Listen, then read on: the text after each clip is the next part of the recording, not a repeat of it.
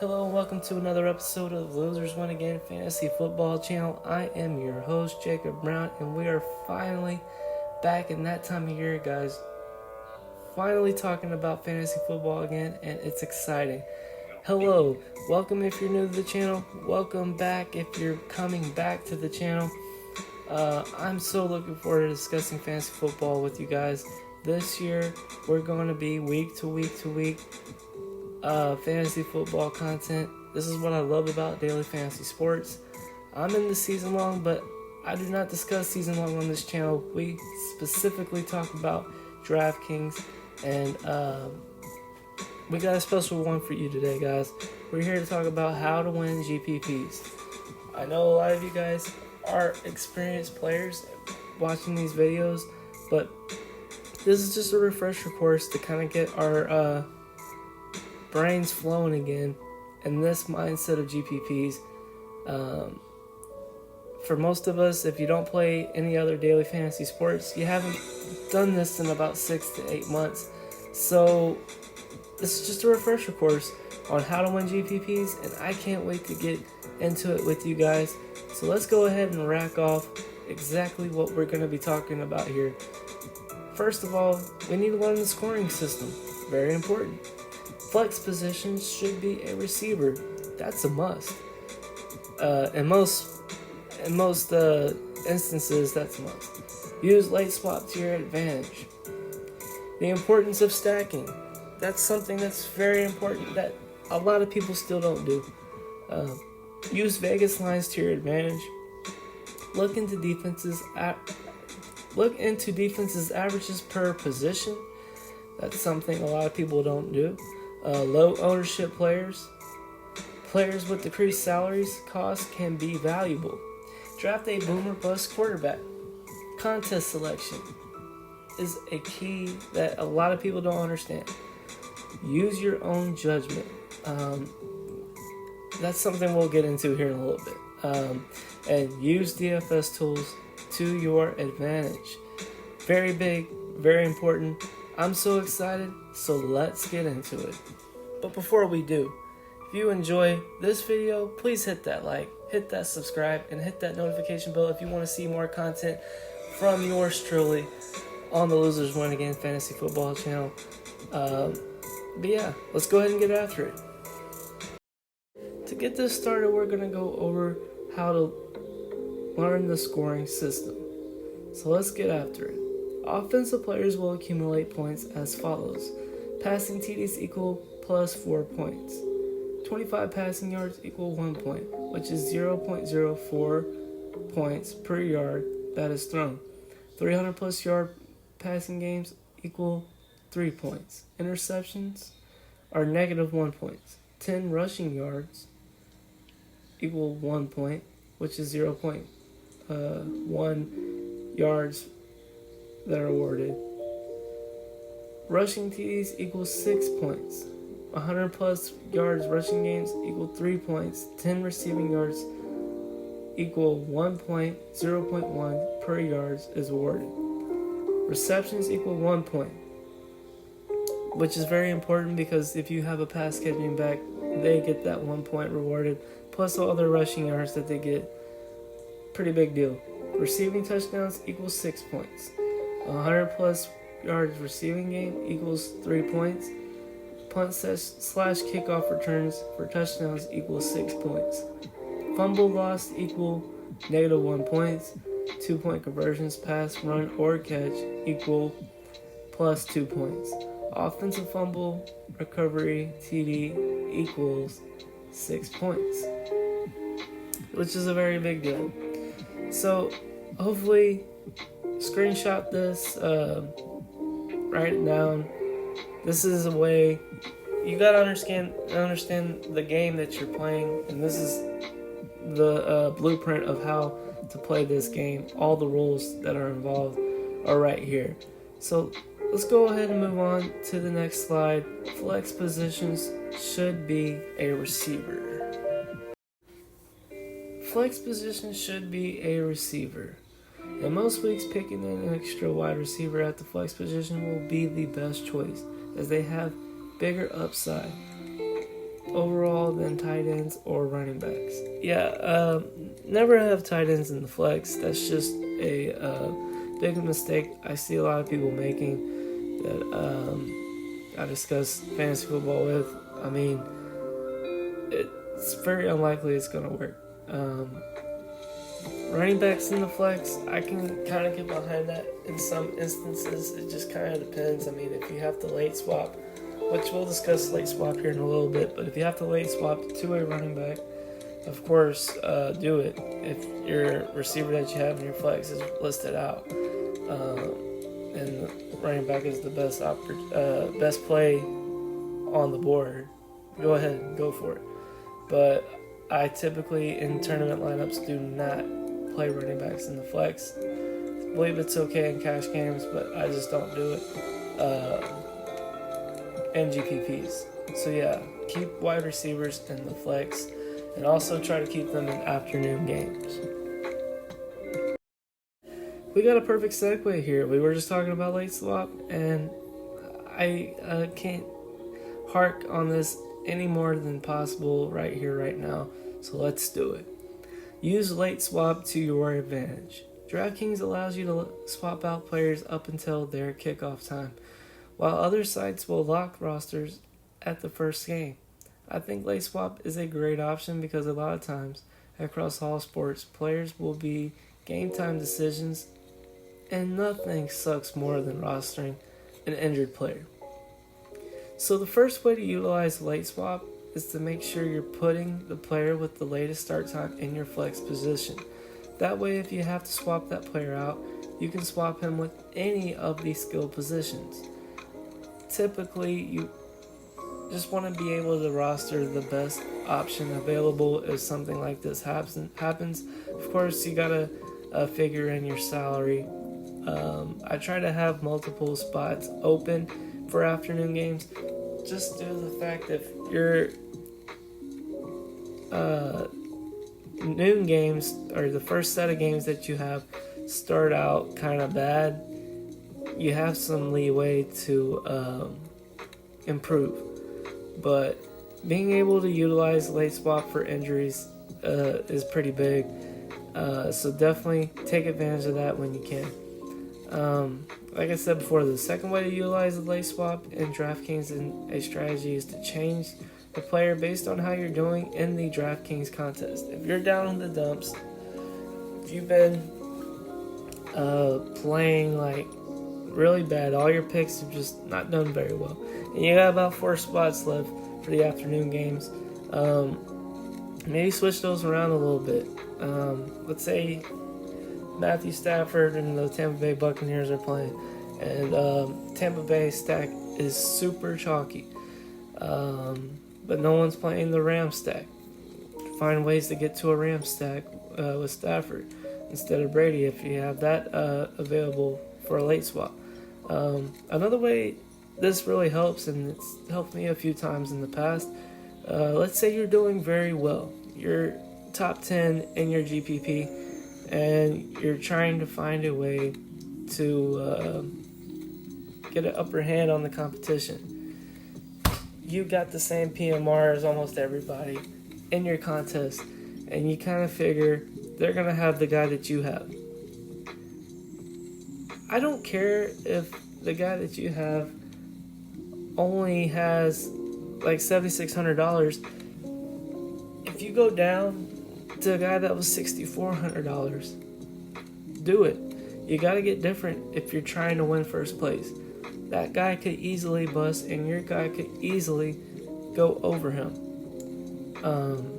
Just some advice there. You'd be surprised how often people don't do that strategy, and that's why I have Derrick Henry up here. Perfect late swap situation.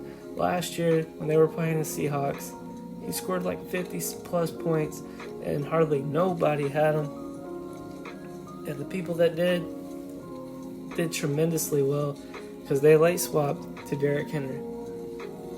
But yeah, I think I've harped enough on late swap. I just really recommend a lot of people using it. It just seems like a underutilized strategy in fantasy, daily fantasy football. So use it or you will regret it most weeks. Now let's move on to the importance of stacking. Stacking is a strategy where you roster a quarterback and one or more of his pass catchers with the hope that from a strong offensive team that it will help each other put up big numbers. Look for a high point total game. Roster players from opposing teams, aka run back options.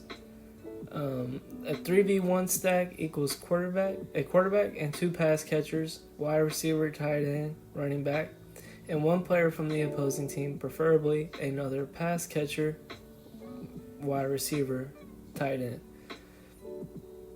A super stack is a 3v2, which equals a quarterback and 2 pass catchers, wide receiver, tight end, running back, and 2 players from the opposing team.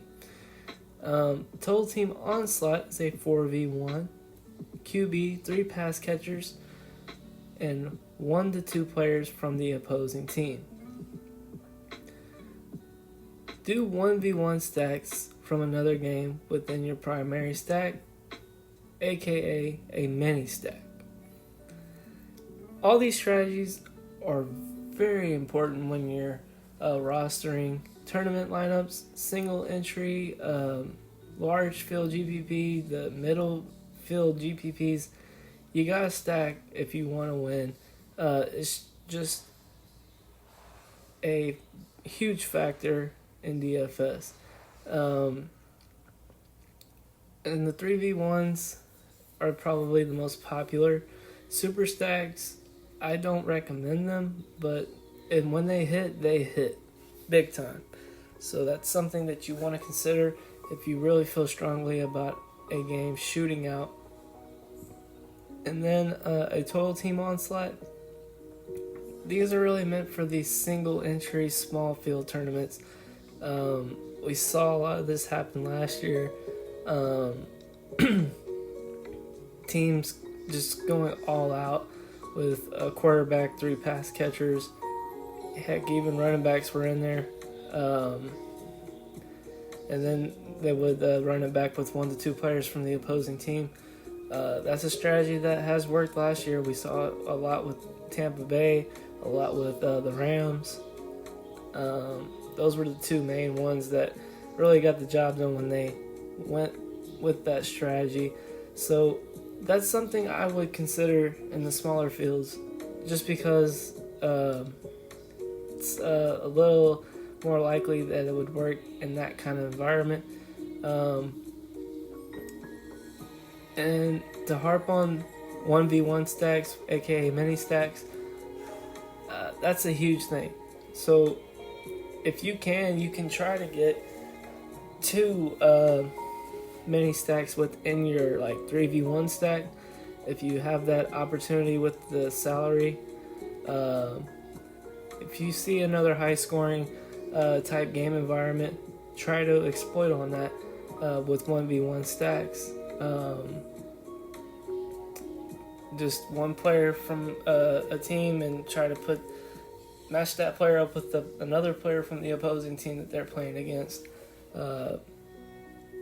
It's something very simple, but a lot of people don't do, and it will definitely put you ahead of a lot of people in that aspect. So definitely consider that when you're stacking your teams. Vegas bookmakers and sharp bettors that move the lines know what they are doing, and you should always be looking into their totals. Team total and even spreads when doing your weekly research. If one team has a team total of 27.5 set for a week, there's a good chance the players on that team are going to score more fantasy points than the team with a team total of 14.5. Of course, pricing at Draftkings will reflect that, but you should always be paying attention to the lines. Not only opening lines, but also line movement. There has been a correlation between line movement and expected fantasy points. If a team total moves from 23.5 to 25 on a Sunday morning, you may get some value from players on that team. Or if you're debating between 2 defenses, one of their opponent's team total moves down a point, you can use that as your deciding factor. Keep an eye on the lines, guys. I look when we're preparing for a week. I look at the lines once to twice every day leading up to lock, and then lock I look at it about 2 or 3 times before lock on Sunday morning. So it's something that does help. Something I look at right after I look at when the prices come out.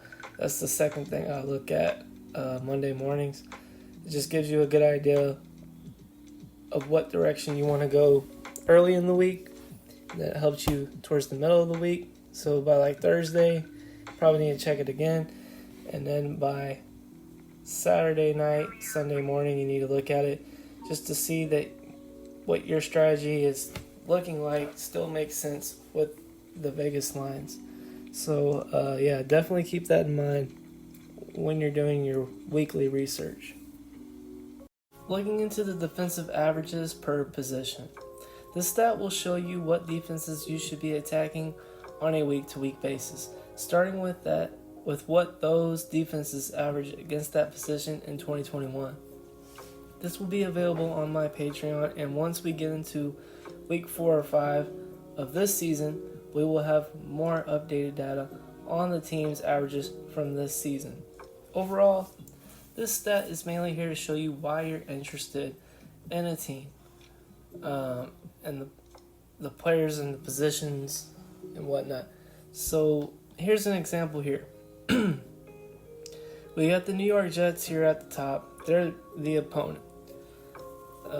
This is for this year's game. So Jets play the Ravens week 1. So the Jets gave up 33.6 Draftkings points against their opponents running back, and they were the first ranked team in that category.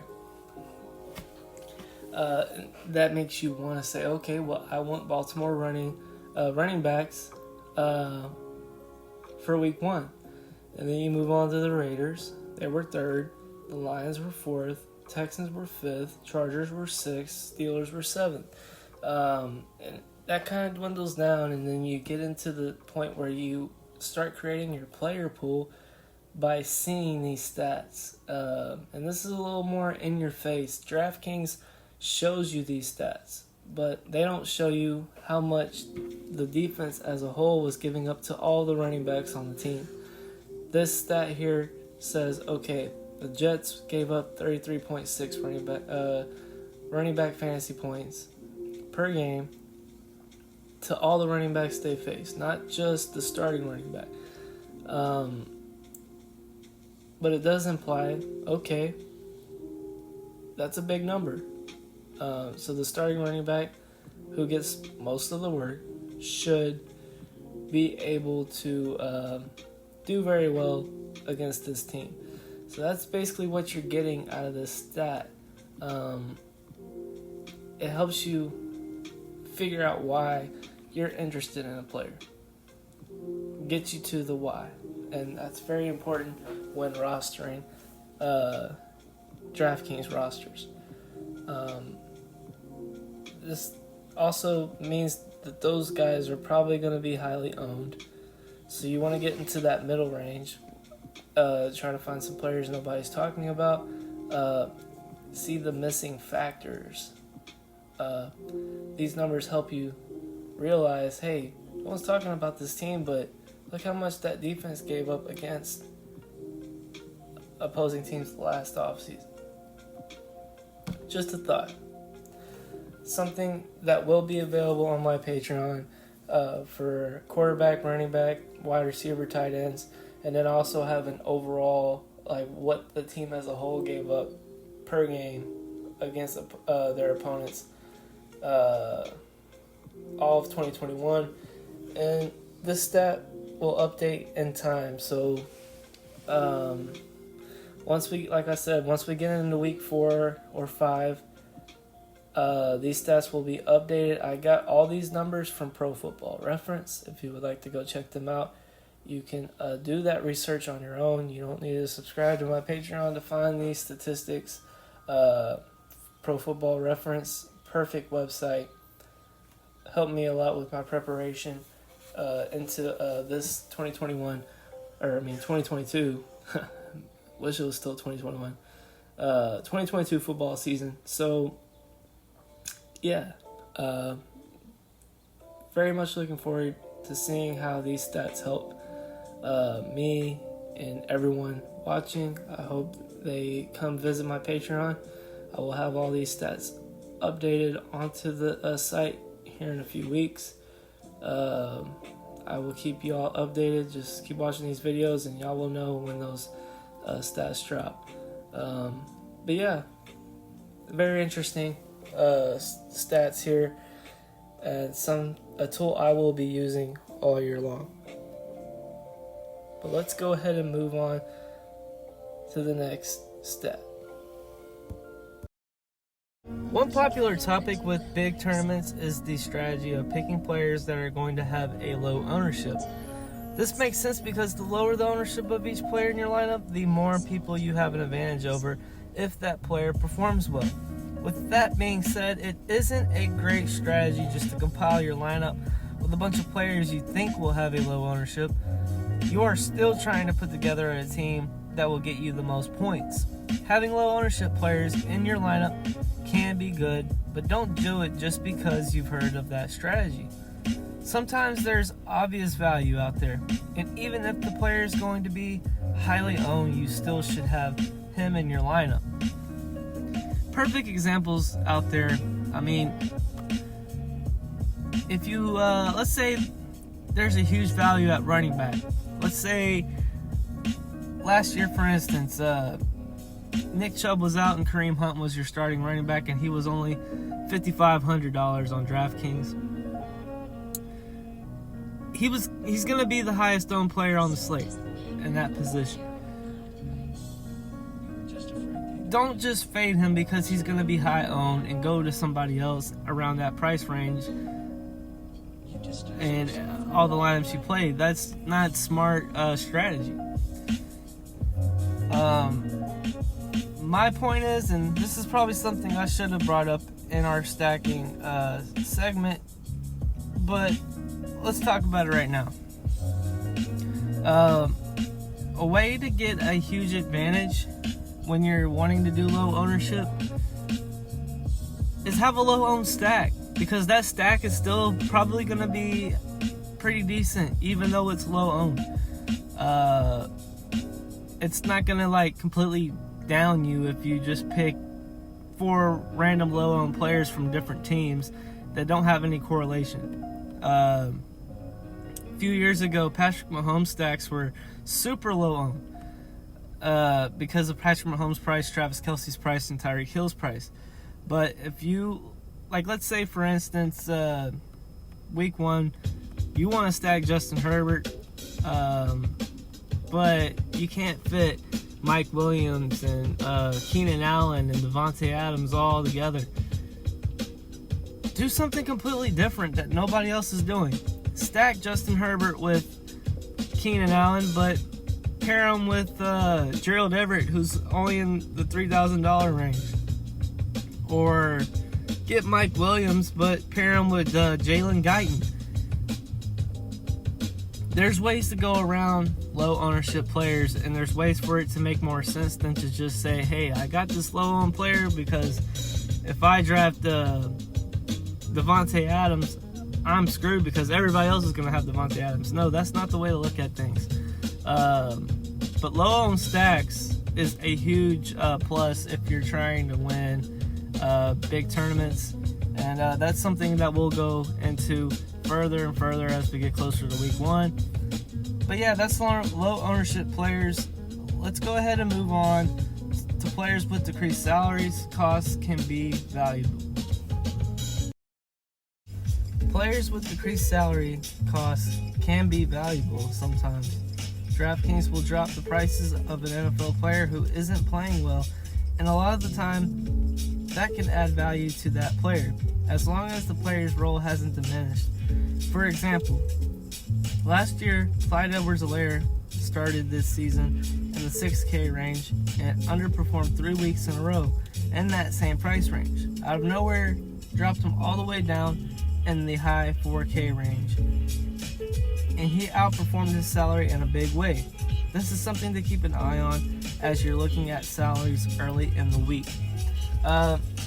This is something I'm going to try to do a better job of myself. I never really looked at how much a player's salary changed until weeks like where CEH dropped that low. I mean, then people bring it up and it's obvious, but there's a lot of times where players' salaries drop, even if it's significantly as maybe $500 less than last week's, depending on matchup, depending on performance, depending on their role with the team. It's a lot of big factors. It's kind of like looking at a player's stock. If he was up to 7,800 one week and only put up 10 points, and then the following week was all the way down to 6,800, that's $1,000 difference. So, and if he was dropped to 6,800 and in a better matchup, that's even more of a plus. So there's stuff like that we need to pay attention to when we're looking at lineups. Week 1's a little different because a lot of people don't remember what players cost the week before. Roles have changed.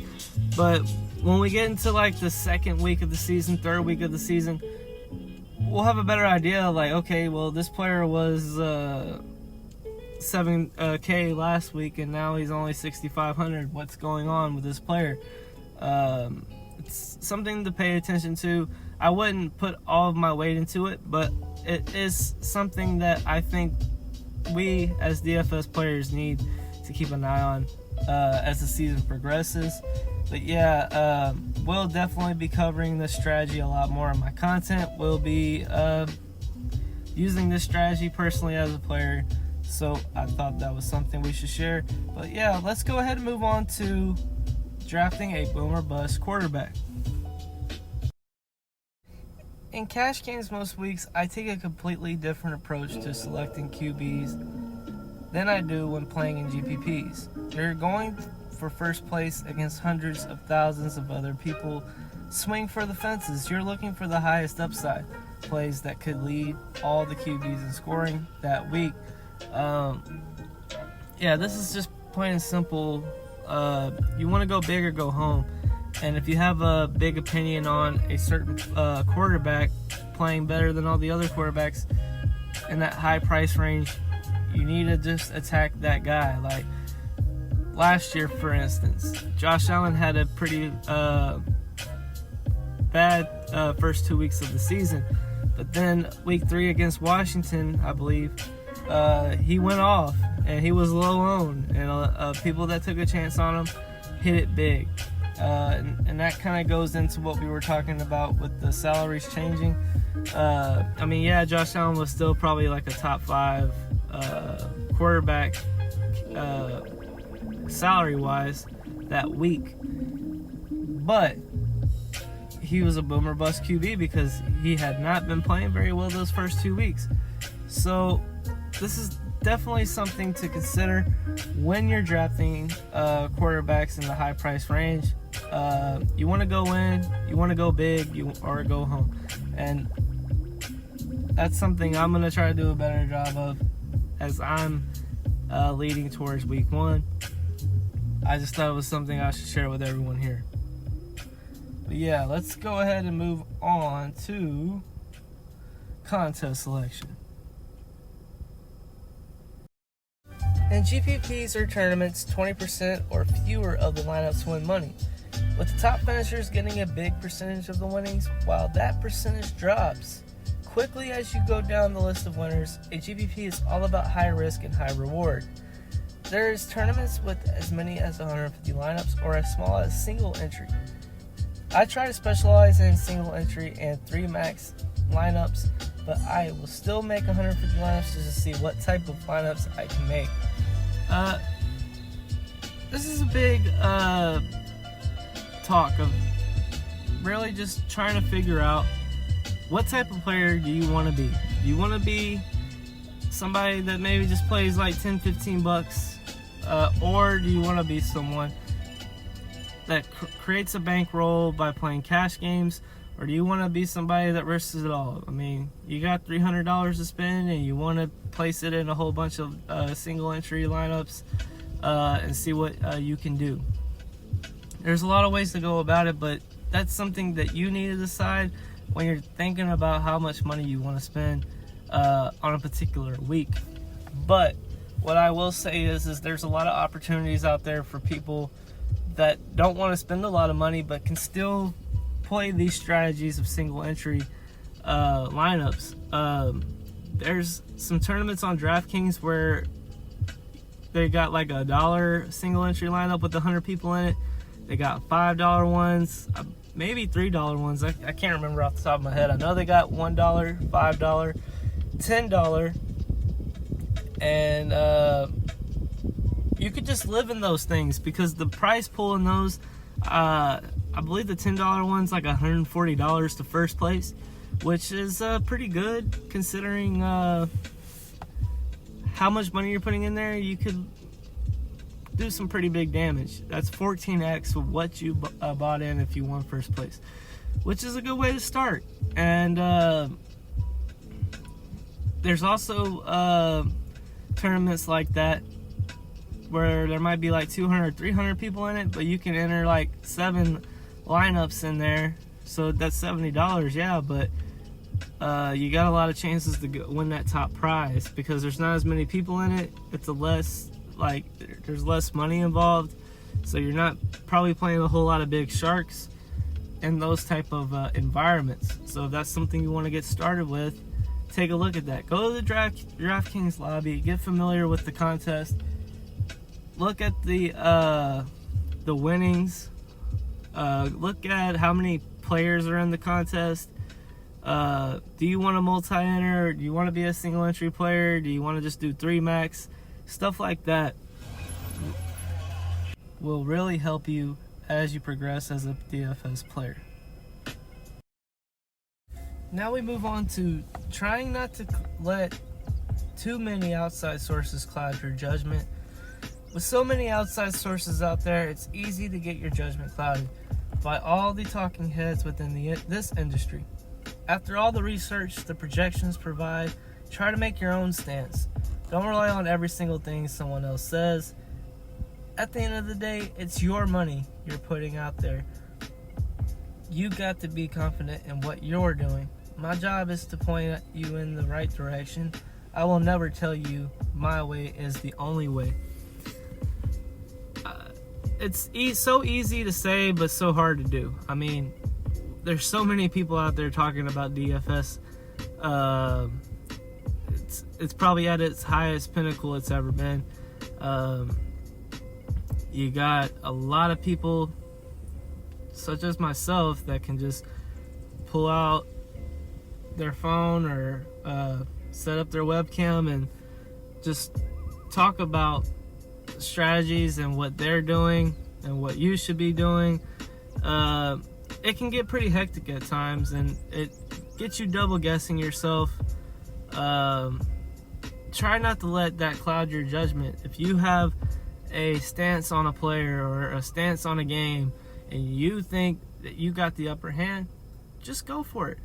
What's the worst thing that could happen? You might lose, but you could probably lose if you listen to somebody else. And just because someone else is saying something, that doesn't actually mean that that's the only thing they're doing in their lineup processing. I mean, their mind could change 15-20 minutes before just like yours could, based on injuries and stuff of that nature. So it's your money. Try to create a stance. Understand what you're doing, why you're doing it. And that's what I want to be here to help you with. So that's just some advice I think everybody should know. It's so easy to say, but really hard to do. And hopefully we can get through it together this NFL season. Use DFS tools to your advantage.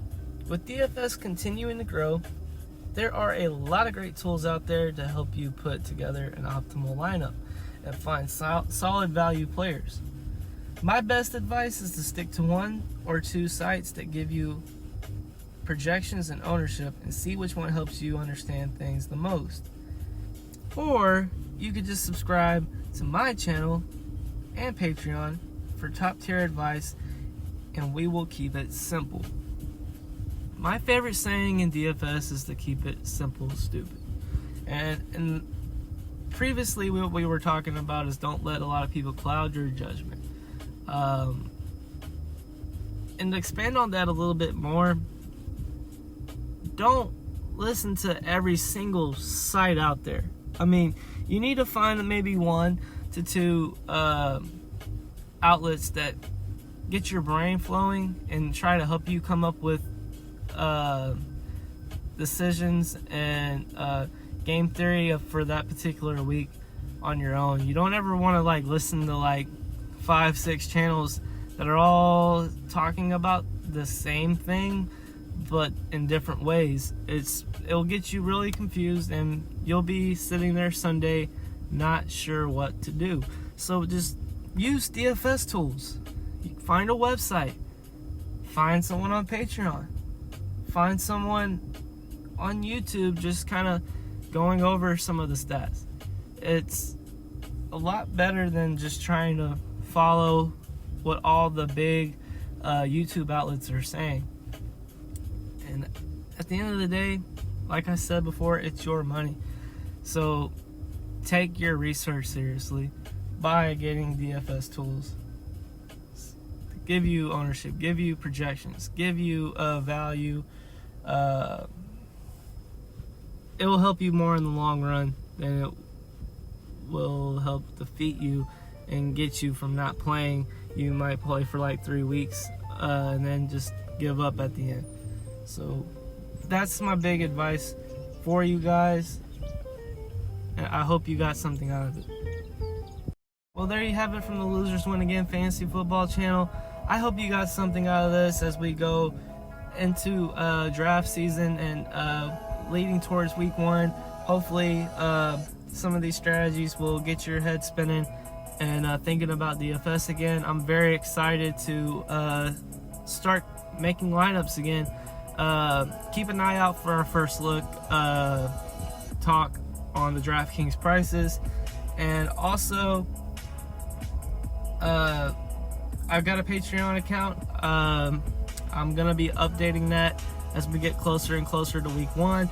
I got an Instagram where I'll post content. I got a TikTok where I'll be posting content, and I got, of course, you guys know, a YouTube channel.